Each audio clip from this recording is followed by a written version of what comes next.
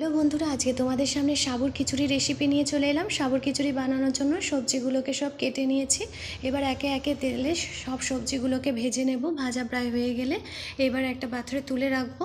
তারপর কড়াইতে তেল ঘি দিয়ে তার মধ্যে তেজপাতা, শুকনো লঙ্কা, এলাচ, দারুচিনি, পাঁচফোড়ন ফোড়ন দিয়ে তাতে টমেটো কুচি, আদা বাটা, জিরে গুঁড়ো, লবণ, হলুদ দিয়ে ভালো করে কষিয়ে নেব। কষানো প্রায় হয়ে গেলে এবার মুগ ডালটা দিয়ে কিছুক্ষণ ভালো করে নেড়ে চেড়ে নেব। এরপর কাশ্মীরি লঙ্কা গুঁড়ো দিয়ে আবার কিছুক্ষণ নাড়তে চাড়তে থাকবো।